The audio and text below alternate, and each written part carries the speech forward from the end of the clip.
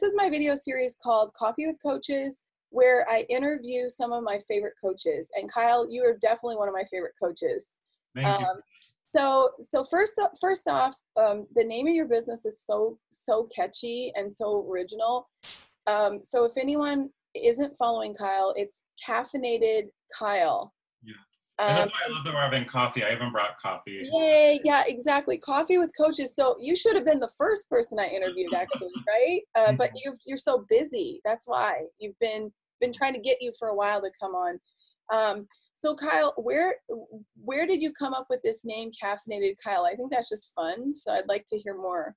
Yeah, so I have always loved coffee. In middle school, I would stop at Starbucks on the way to school and get coffee. So I recently spoke at a career fair and I told them about that. And then the teachers' eyes were all wide and they're like, a middle schooler with Starbucks every morning. So I warned the students, okay, maybe wait till like college to drink coffee.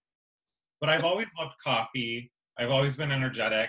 And I feel like I really caffeinate people's careers. I'm getting that trademarked right now. It's almost done. I caffeinate people's lives. And a lot of the people I work with will have coffee together and I meet them. So it really just became natural and was instinctive that coffee would be a part of my brand, but I wasn't sure how. Mm-hmm. So one of my staff members in my previous job, we brainstormed for a while. Okay, coffee with Kyle, something coffee, and then it just clicked all of a sudden. I said the word Caffeinated Kyle, and I just knew that was my brand. I love it. And another thing that in relation to coffee is when I've heard you speak, you've mentioned a lot about reaching out to people and having coffee with them. So it takes off a lot of the pressure of networking. So when people think networking, you know, people have mixed feelings. So unless you're an expert networker already, sometimes that word is very heavy and weighs heavily and it's daunting and you don't know where to start. Or, you know, you imagine an awkward situation where you're standing in some conference room with a name tag, holding an empty cup, trying to pretend to like be interesting to others and like, you know, oh, hi. So telling people that they can actually reach out and have coffee with other people is something I heard you say that took off the pressure. It totally revamped the way I thought about networking. I'm like, wow, it doesn't have to be a big crowd of people. I can actually reach out. So I love that. So thank you so much. So tell us, how did you get into coaching, Kyle? Do you have a backstory about, was this like a calling that you always knew, or did you first have a different career and then it became evident you wanted to go into coaching? Yeah, so I did not have a calling for coaching. So it really does come from the coffee. In college, I started on Fiverr. So I think it was $5 I was charging to review resumes, write LinkedIn summaries. I was recently at a conference just the last few days of career thought leaders. I was the first speaker of the conference, and people were like, "Oh, I remember when I charged only $100 for a resume or $200." I was like, "I charged $5 when I started." And it was in college to afford my Starbucks addiction. We had a Subway at school that also served pizza, and I loved it. So it was really, I had this talent for asking really good questions and for giving people feedback that they needed, not the feedback they wanted. So I leveraged that on Fiverr, had a big business there. What I thought was a big business. If I made $100 a week, I was like ecstatic in college. So I had that, did it for a few years. And then I was like, okay, when I'm done with college, I'll end this. Well, through word of mouth, referrals, LinkedIn, it just kept growing. I left Fiverr, raised my prices above $5. And 2 years ago, I made the jump to running my business full time. And there wasn't a specific moment where I was like, I need to be a coach. It just came naturally and was baby steps and was a culmination of me being good at questions, me being good at giving feedback, and then also I'd always been working. So I started working full time when I was 16 at Denny's and never stopped. So I stopped working at Denny's. I just never stopped working full time. And people saw that I'd always been working and I had jobs. 16-year-olds aren't working full time at Denny's. My classmates' parents were my colleagues. So I'd always had these jobs. So people said, okay, Kyle, you're landing these jobs. Help me get where you are. So that's what I do. I use those really good questions and that feedback to help people land those jobs. That is so empowering. And one thing you touched on was just how young you started out doing this. And you are one of two very young people, I'm going to say, who are an inspiration to me. I actually paid for coaching for podcasting with a 21-year-old. And I like to go around telling people that, because ageism is real for the very young or the older workers. And so how do you address that when people say, I mean, you must get that often where people are like, you know, how can you coach me when you don't have all of the 20 years work experience that I have, you know? What do you say back to that? Yeah, about half of my consultations start with, how old are you? And they say, how old are you? You look like you're 20. I'm 26, but I have a baby face on top of being young for this field. But I used to hide it. I used to not want to talk about my age, and now I've just embraced it. And it's what's unique and fabulous about me, that I'm 26 and I'm coaching mostly people in the Silicon Valley that are often senior managers, executives, some of them reporting to Mark Zuckerberg, Elon Musk, who are some really powerful people. And I think that's what's unique about me, is I don't have that executive experience. I haven't worked at a Fortune 100, Fortune 500 company, but instead I'm able to dig in and ask people the right questions, help them gain clarity. And the thing is, they're not hiring me to help them run their Fortune 100 business, or they're not coming in saying, Kyle, I'm going through an M&A, help me do this. That's not what they're hiring me for.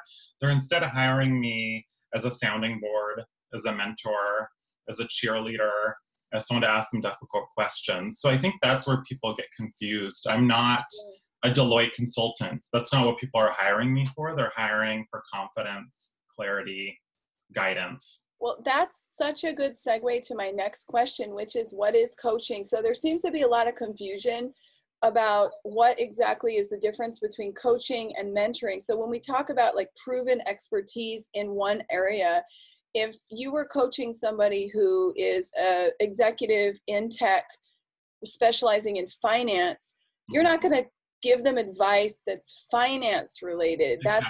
That's kind of what you're hitting on. So that kind of defines what coaching is versus what it's not, right? Do you want to elaborate on what coaching is a little bit more? Yeah, so I've seen it explained a number of different ways, coaching, but when I think about it, my clients already have the answers within them, or they know how to get the answers, and I help them find it. When it comes to job search, I describe myself as between a coach and a consultant. A coach helps you find the answers, and sometimes a consultant gives you answers. And I clarify that with my clients. So one of the big covenants of coaching is you don't give advice, you don't tell people what to do. So when I'm coaching, I'll say, okay, is it okay if right now I tell you what I think you should do? Or if I give you some advice or walk you through what I've done or what a client has done. So sometimes I switch into that consultant role, and I'm very mindful compared to a coach where they're just asking questions and guiding you through the process.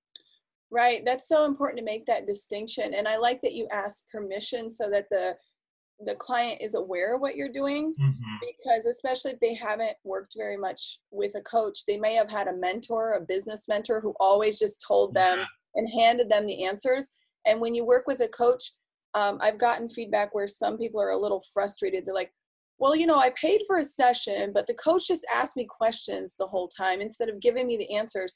And that's where I have to back up and say, hey, that's what coaches are supposed to do versus mentoring or consulting. So you seem to have a good hybrid, but yet you're mindful of it. And when does it go too far where you're just like, look, I think we need to bring in a mentor, or you need to get a specialized consultation with someone? Does that happen? And if so, do you have referral systems in place, or do you help them find someone to guide them in that area that they're stuck in? Yes, I'm a big fan of people having a board of directors. So a personal board of directors who's a group of mentors that can help them. Because I may be guiding them down the path, helping them down the path, but then I'm not that finance expert. I'm not that legal expert. I'm not the expert when it comes to HR and compliance issues, which a lot of the executives I work with are facing. So I'm like, okay, here's what I'm helping you with. Now, who's that expert who may be able to consult you and come in and give you an answer? Because I may be able to help them find the answer, but unless I'm putting on my consultant hat and telling them that, I'm not just saying, here's what you should do. And oftentimes my clients like reversing it on me and saying, I have these two job offers. Which one should I take? I want an answer. And I say, okay, let's wait. Well, let's go through this, do the pros and cons.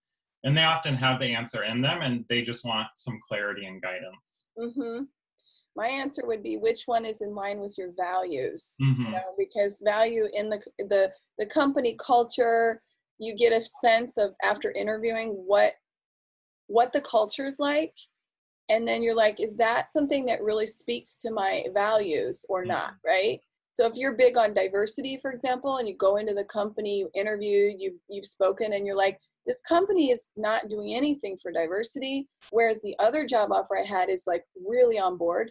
That would be like one way I would decide, But it's interesting how everybody has to become more mindful of what's important to them versus, it's not you just pick out of the hat which job should you take. You have to really figure out what criteria are behind it. Precisely. And I think people often invest in a coach because they want an easy answer. They want someone to just give them an answer. But that's not what a coach does. They're not just giving you an answer. There may be times when they put on their hat and say, okay, I've had 5 clients land at Facebook. Here's what tends to work. But oftentimes coaching isn't that. It's instead guiding you through the process based on all their experience and knowledge and skills. Well, that brings me to another topic is who's uncoachable, because you have to be in the right mindset in order to work with a coach. And there's kind of 2 philosophies right now that I've dealt with coaches. Some of them are like, well, I do a free consultation to vet the potential client who's interested in working with me to figure out if we're a good fit. And other people are like, I use my website, my content, my social media presence, my speaking, recordings, YouTube channel, podcast to keep talking about my philosophy. And then people can sign up if they want, but it has to be a paid session. So what's your philosophy in terms of like the fit and figuring out in advance if somebody's coachable or not? Is that important? I believe everyone's coachable. So I think if you're not getting them to where they want to be, it may be that where they want to be is not a reasonable goal for the time being. So maybe adjust goals, or you need to adjust your approach. I think oftentimes as coaches, we want to say this person's not coachable, and then we're deflecting blame instead of saying, okay, maybe it's the coaching approach and something happening or needs to be changed, because everyone is open to change. As human beings, are continually changing. So if we're saying they're not coachable, I think a good question for the coach to reflect on is, what is the real problem here? Is it that they're not coachable, or is it that you're hitting a roadblock? And an easy thing to put your finger on is this person isn't coachable. Got it. That's so interesting you say that, because it shows me that you're very flexible. I think some coaches, especially coaches who've been doing it for years and years and years, they get really convinced that their method is the only way to coach others. And I don't want to hate on anybody, because but it's a very different philosophy versus you're trying to meet the client where they're at and figure out how to modify your approach for tailor it for the needs of the client versus the other way around. That's what I'm hearing from you. So everyone who wants that, you'll know that Kyle's the guy. Or if you followed somebody like the famous coaches like Marshall Goldstein or something, then maybe that's the Goldsmith, sorry. Maybe that's where you want to go. And then it's very, it's one philosophy versus you're like, I'm going to work with you and figure out how to get to there. Right. Yeah, my background's in health education. That was my undergrad degree. I'm a certified health education specialist. So everything's about behavior change. And when it comes to behavior change, there's a process that you can follow that increases the likelihood of behavior change. And everyone's capable of changing their behavior. There's just different processes and methods that work for people. And that's based on our lived experiences, what we've been through. And the coaches often say, here's my philosophy and approach. And that may work for most people, but not everyone. So if that person seems uncoachable, you need to put a mirror up and say, maybe I'm not flexible. Interesting. I love it. So that's another aspect that I'm interested in is mental health. So the relationship between coaching and mental health, it seems to be sometimes a gray zone, because we know that mindset coaching, it's obviously all the stuff that's in your brain, all the self-saboteur voices, the obstacles the invisible obstacles that you are actually putting in your own mind that a coach can help you see and maybe undo, right? But what is it like, where do you draw the line between that and therapy? And how do you you know, how do you keep the client focused on coaching versus just dumping everything on you and making it almost like a therapy session? Yeah, I've read a lot about the difference between therapy and coaching, and it depends on the therapist and coach and their Okay. when it comes to coaching, people do not have to be regulated. There's no formal regulation that everyone has to follow. With therapy, it's very different. With therapy, there's often this idea that they only focus on the past and not the future. Coaching's goal-oriented, while therapy is more fixing what's happened or talking about it. And a lot of that is therapy and coaching are very similar in a lot of areas. The only difference is coaches oftentimes are not trained mental health specialists, and that is not their training and background qualifications. So I think that's the main difference there. And as a coach, it's important to say, what is my client seeking me out for? Do they want to talk about what's happened in the past? Are they looking at the future? Is it a combination? And clarifying from that first consultation or call, what are your goals? What are your values? What would be worthwhile for you to get out of coaching, and then going from there. So I find that coaching and therapy, there's a lot of overlap in them, and the main difference is just the own coach's background. Got it. Okay. So since you have a background in health education, maybe you're more open to helping a person get rid of all that junk. Whereas another coach, they would be like, oh, no, the past is the past. You know, I can refer you to a therapist if you're depressed or if you have issues you need to deal with, but we're going to focus on the future. Whereas you're kind of, again, malleable depending on what the client needs, right? Yeah, and I think that's key because each of our clients are so different. We have to be malleable and flexible. And then if you're not able to do that for your client and they need someone to help them discuss the past, recognizing, okay, that's a limit, not something that I offer. Let me find someone who does offer that. Because for me, I like addressing the whole person. I can't just say, let's talk about your job search and not talk about you as a human outside of work. Right. I mean, because we all know that maybe it's something exactly in their environment that's holding them back. It could be in their past, which is like a therapeutic kind of process, or it could be something that's actually happening to them right now. Like, how can you focus on being your best for your job search or dedicated to advancement at work if at home you're having a problem with your partner? Maybe you're in a toxic relationship, and you always are in toxic relationships. So then to become coachable, you got to figure that out, right? Exactly. Even though it doesn't seem like, it doesn't seem like that's why I would come to get coaching. If I come to coaching, I'm like, well, Kyle, I'm not getting promoted. It's been a while. I really need to figure out, why am I not getting promoted? And once you work with me, you'll figure out, well, wow, she's got major distractions at home, with her partner or something. Not me personally, but I'm just saying an example. I like that you're looking at the whole picture. Yeah, a lot of people come and say, okay, I want a new job because I'll be happy. And then they get a new job and they're not happy. So they're like, okay, more money and I'll be happy. And then we go down 4 or 5 layers and realize that's the real problem. But oftentimes people don't address that problem.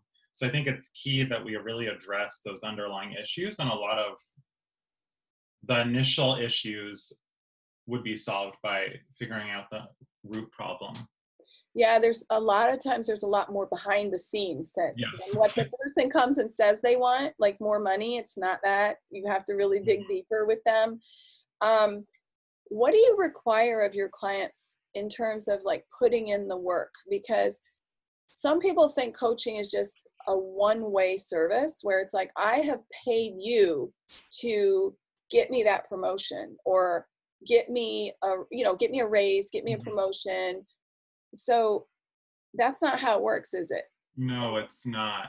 I require people to commit time, energy, and money. So those are the 3 real big things I require of people. And then of course the openness to change. I feel like that's kind of a given. If they're reaching out for coaching, there's at least some openness to change. And I recognize for the first 2 pieces, if people are not putting in time and energy, they don't get results. Right. And oftentimes there's a correlation between time and energy and purposeful, intentional energy and the results they get. And then people will come back to me and say, okay, Kyle, I'm not getting results. And then we look at their time and energy they put in, and that's the reason. It's not intentional energy, or the amount of time is not enough time, or it's not in the right areas. And then as we continue to reflect on that, I look at the why. So I'm not just saying, okay, you need to do your homework. Mm-hmm. Okay, why didn't you do the homework? And then reflecting on myself, okay, did I not assign them the right homework? Or do they not understand why they need to do the homework?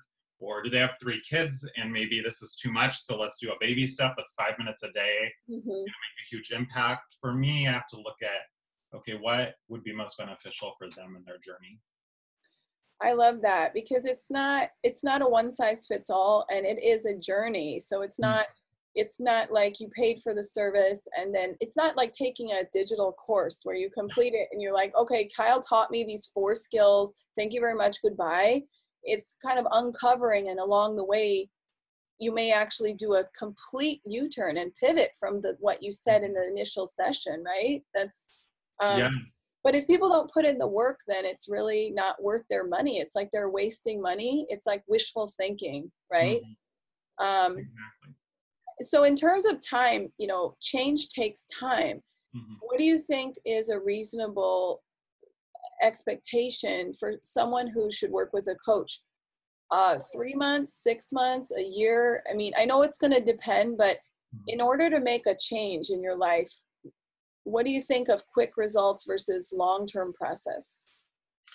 For me, it depends, and my clients, it depends entirely on their goal. I've had people do a single session, they've bawled, had breakthrough, and they're like, oh my God, you had me do something I never thought in my entire life I would ever do. Mm-hmm. And then that's what they wanted out of coaching, or reach their goal. Other people, it takes time, and they're like, okay, Kyle, I want a new job in a month, and that ends up taking 3 months. Or some people say, Kyle, I want a new job in 6 months, and we get it in a month. Or Right. some people are like, I want to work on my happiness. There's not really a time frame. And then I like specifying that too. What does happiness mean? All of that. So it really varies based on their goals, the time and energy they put in, and how much they're investing in the process. I love it. So what about skepticals who say, well, I could get to that goal just on my own, couldn't I? Like, why do people really need a coach? If they can figure out their own goals, they're adults. What is the advantage of adding a coach into the journey? I think it makes the process, I know it makes the process easier. Like, I could work out by myself, but having a personal trainer, they're showing me the right way to do this. And I don't have a personal trainer, but I should get one. But it makes making sure I'm doing the right things along the way. It's motivation, accountability, clarity, guidance, someone I can check in on. I'll use a better example. I have a nutritionist, so it's helpful for me. I could Google nutrition, figure out protein, carbs, fats. I have a degree in health education, so I learned all this. But I Right. still have a nutritionist because they're able to tell me the best way to get there and aid on the process. And I also, if I invest money, that's accountability. And then time and energy. So it's really someone to guide me through the process and make getting to A to B. It makes that journey a lot easier, and it can also shorten the journey. B is getting closer and closer because I have someone that's helping me get there. And we have coaches in so many aspects of our life, or we invest in people. Like, I could cut my own hair, but someone else can do it better. Right. I went to a conference recently and I could have dressed myself, or I went to Banana Republic. I went up to the sales associate and said, you know what, you know how to dress better than me. Can you help me pick out 4 outfits? So we ask for help throughout our whole life. And then when it comes to coaching and the internal work, we're scared to say, you know what, I don't know how to do this on my own. And it's a risk to ask for help. But the biggest risks in our life, like asking someone to marry us, or going to college, or starting a new job, are also the most rewarding. Mm-hmm. So if we want a more rewarding life, we need to take more of those risks.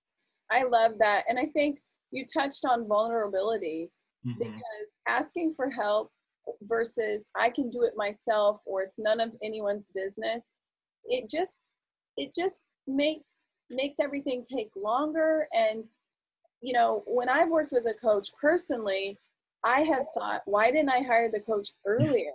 That was my biggest thing, of going from being skeptical or maybe even embarrassed of being vulnerable. Like, oh my God, I'm one of those people who need a coach. And I feel the same about therapy as well. I think that there's certain areas in our life where we have the imposter syndrome, and we're like, we have to have it all together on the outside. We can't let anyone know that we're struggling with things. And over the past few years, I've done a 360 on that. And it's thanks to coaching that I understood that it's okay to struggle. It doesn't make me a less good manager or mentor or leader. In fact, it makes me a better person because I'm really now committed to identifying and changing those problems versus trying to just struggle on my own internally. So that's another thing that I think holds people back from reaching out to a coach. They may be curious, but they're embarrassed. They're like, it will be a sign of weakness and I can't be weak in front of my team, or someone might find out I'm in therapy and think that, they can't hire me. And so there's a lot of stigma around being vulnerable and mental health and internal struggles, which I find people like you and me are going to disrupt. We want to bring it out in the open and say, hey, everyone, you can be a VP and have therapy, coach, several mentors, and you're going to be just fine. There's nothing, on the contrary, you'll be even stronger, right? Yes, I work with a lot of senior managers, executives, especially Silicon Valley, and they want to think they can do it all. And they probably can, but it's a lot easier journey when you have help. And Right. once they start working with me, they say exactly that. I wish I would have reached out to you sooner, Kyle. I wish I would have had that conversation, had that call, gotten some help. And it doesn't mean you're weak. It shows that you're strong. Because when we see other people who are vulnerable, when we say, wow, look at Brene Brown, she's so vulnerable, she's courageous. And then when we look at ourselves, we're like, oh, woe is me. So I want us to really reflect on that and say, no, it's courageous for me, just like it is courageous for Brene Brown or anyone else. I love it. Yeah, we can all show vulnerability. Another thing I see holding people back from hiring a coach is money.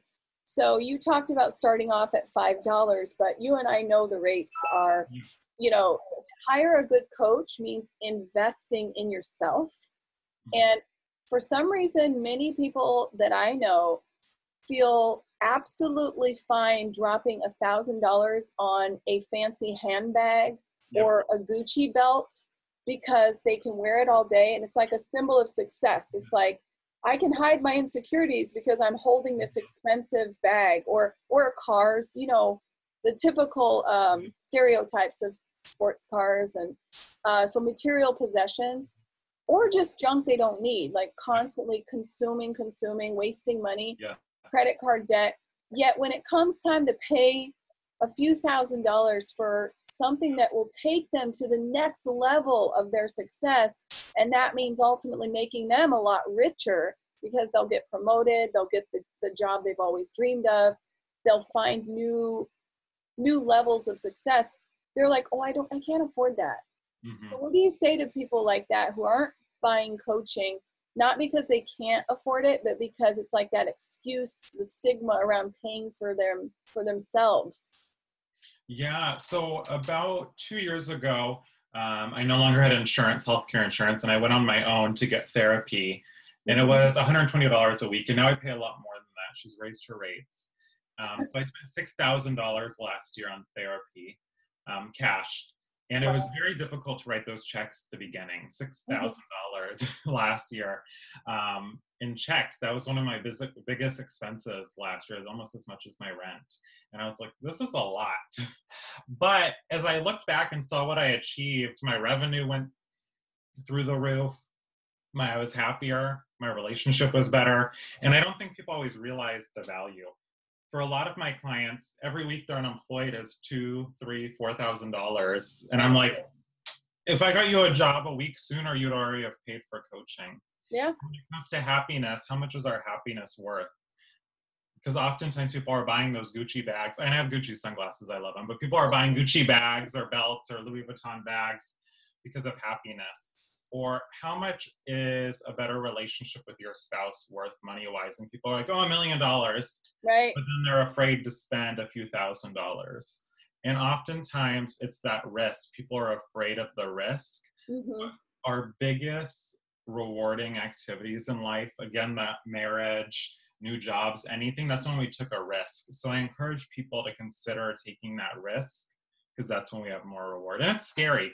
Still sometimes I'm like, okay, this check is big and I'm writing this to sit here and talk. And I love my therapist, but I'm paying this to sit here and talk.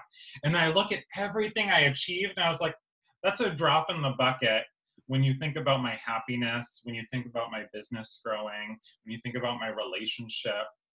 So I think I would really have people look at the value they place on each of those things. And that's why coaching is expensive. It's the value you're getting out of it. It's an intangible value compared to the material things that they're used to dropping big dollars on. But it's exactly that intangible value that takes you to the next level of growth. And so I think one of the things that helped me personally get over the thought of, oh my God, you know, this is really an expensive thing. And I was a bit fearful and a bit skeptical about paying for coaching, was not just the thought of the growth potential. That took me a little bit further, like, yeah, I should do this. But it was also just the faith in the process. Yeah. Like there was a point where I don't know if it's gonna like work, but I had to decide it was gonna work. Like I was like, I have to have faith and belief that I deserve this and that it is going to work if I put in the effort and the money. And making that little switch in my brain versus, oh, you know, let me sit back and be skeptical and maybe this coach is not a really good one. And instead I was like, no, I'm going to put in the money to commit myself, and I'm going to commit also my time and be accountable to putting in the work and following this coach because I believe. So there's that period of time before you see the results where it feels scary. You're like, I just wrote a check, like you said, to your therapist. The same feeling with coaching. You're like, I just wrote this big check or sent money, and now I'm like terrified. Am I going to be able to realize my potential, get the results? But you have to believe. That's that point where you just, belief is what gets you through. Faith and belief, right? It does. And for a while, when I first started therapy, I was like, I'm spending all this money and I want the results now. And I think it goes back to what you said. It's that time, energy, and money. And people are quick to throw money at something. They're like, I'm going to throw this money and want it fixed. And then they forget the time and energy piece are just as important, if not more important. I'm going to say they're more important, the time and the energy that you put in, because that's where the results happen. So you can throw the money at it once you recognize the value, but then you have to put in that time and energy. And at the beginning, you haven't put in time and energy. So you've had 1 session, 2 sessions, and you're like, where are my results? Where's my new job? Where's my happiness and my happy spouse and great relationship? But then after people start putting in more time and energy, they see results. And then it's just exponential. And they're like, okay, let me invest in more coaching. Why didn't I do this sooner? Yeah, I totally agree. And I think that I'm doing these videos. Obviously, this big disclaimer, I'll put it everywhere, that I don't have some kind of affiliation with you on a professional level. Like you're not paying me to coach, to do a promotional video. So that's not what these videos are about. On the contrary, I'm keeping it really raw and honest and bringing up to you some of the things that went through my own mind before I started working with coaches. And now I can't get by without one. It's not a dependency. It's just this excitement of realizing my potential further and further. And I know that I couldn't achieve the same levels on my own because we can't see each other. We can't see ourselves from the outside. So now I do a lot of journaling and a lot of mindfulness and self-awareness, but it's still nothing compared to what someone from the outside can identify about my behaviors. And even the words I use, language plays a big role. Like when you're talking with your coach, you may not realize that you're using a lot of I can't or buts or the problem is. And the coach will point those things out that you would never even realize that you're doing. Right? Absolutely. And then once you do it, you're like, okay, this is an investment I should have made earlier. And I don't know, like my therapist, I don't know how I would have lived without her now that I've had it. But you don't just have to trust the coach or trust the process. There's one more piece that's missing, is trusting yourself, right? Yeah. So if a person is going to be like, okay, I'm putting my faith in this coach and my checkbook, right? So hopefully it works. And number 2, I have committed to putting in work, right? To patience and persistence and work to make this happen. But the bigger picture is, are you putting in trust and investment in your belief in yourself to get it done? So some people are like, okay, I can put in the time, I can work with the coach, but I really don't believe I'm capable of achieving those goals. And it's so deep rooted that unless you point it out, they're not going to admit it, but that they have to also believe in themselves, right? Yes, a lot of people are afraid of asking for help, but then on Mm-hmm. the contrary, they're afraid of success. A lot of the people I work with, they're afraid of success. Mm-hmm. They're Mm-hmm. like, "Oh, I don't want to ask for help with this," because they're afraid that they're going to achieve too much and then not be able to live up to it, or Mm-hmm. they're going to get there and not have the confidence to succeed. So a lot of the people I work with, it's not just the new job or the spouse or whatever else the issue is. It comes down to that confidence piece, and they're afraid. Confidence to ask for help, and then confidence to actually get to where they want to be and be that successful. So oftentimes the work I do may start with a job search, but it's so much more than that. It's often that confidence piece, and they wouldn't realize that unless they started having that conversation and really breaking it down. Or like setting goals high enough. I see a lot of people set the bar for themselves really low. Like when it comes time to setting a goal, they think big. They're like, oh, I want to be CEO, of course, right? Mm-hmm. But then when it comes down to like, what are we going to do now? They keep it way low. And so that's an interesting thing where a coach can push you to say, no, I think you can actually achieve more. So I met a guy who did an online course. He wrote an online course, Yeah. and with his coach, he was like, his coach was like encouraging him to put it online and start selling it. He's like, come on, done is better than perfect. Put it up there and sell it. And so it was almost like a dare, and he felt really out of his comfort zone, but he went ahead and announced it and said, here, my class is live. Please sign up. Please take the course. And his coach said, so how much money do you think you can make? And he said, I think that I can make $500 in a month with this course, right? And he made $1,000 in one day. Wow. In the very first day. Wow. So just to show you the power of coaching, everybody, I'm sure you have a lot of success stories, Kyle. I mean, you've placed people in the top companies in Silicon Valley, because both you and me are in the Bay Area, where all the tech giants are located. So it's kind of like people don't realize their potential because of fear, and then all of a sudden, boom, they're like 10 times more than they ever dreamed of, right? Yes, and I love, one of my favorite phrases lately has been, I dare you. So I'll dare my clients to do something scary. Okay, I dare you to apply to Facebook. Okay, I dare you to reach out to the CEO of the startup you want to work at.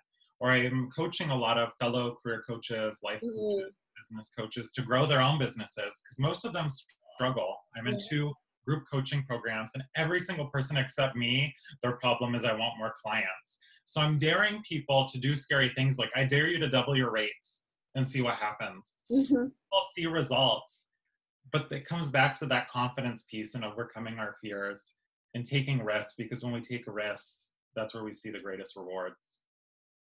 I love it. And one of the things we touched on is walking the talk. Like I find that I've been able to get to know you over the past year and observe your journey, how you keep pushing yourself further. And I think, guys, if you're going to hire a coach, this is one of the key factors that I look at, besides, the proven credentials, the recommendation and referrals and ratings that they get. It's also, can you prove that this coach is living what they're preaching? They're actually pushing themselves further. And Kyle is one of the people who I've seen push himself further. I've seen you grow. I mean, you mentioned $5 on Fiverr, right? I mean, and now you're making 6 figures, probably going to hit 7 figures. I mean, you've gone through the roof, and it's not about the money. It's about pushing your limits of value, knowing just how much that success is worth. So I love it. And I'm happy that you are pushing your own boundaries, Kyle. Yes, I think that's key. You need to find a coach. Are they happy? Are they doing work they love? Right. Are they pushing themselves? Are they doing what they coach? Because oftentimes people say, oh, well, I do what I coach, but I don't actually do it myself. And I'll catch myself doing that. That's why I see my therapist every week. She's a former executive coach. And that's why I pay top dollar, because I want to be coached and I want to be pushing myself just as much as I push my clients. I love it, Kyle. Well, thank you so much. This has been great. And in this video, I'm going to put how to get in touch with you, because everyone needs to go to your website. And at least another thing I mentioned, I often refer people to your website who don't even personally aren't looking for coaching, but you have a lot of nice free downloads and you have a newsletter that's really amazing. You give away a lot of value, because that's the kind of person you are. So I'm just putting that out there, because that's something that not all coaches are willing to do, but your website alone has so many valuable tips. Whether or not someone can afford to hire you as a coach, I highly recommend it. So thanks for meeting with me today, Kyle, and best of luck. I cannot wait to see what's next for you. Thank It's you so so much exciting. for having me. Thank you.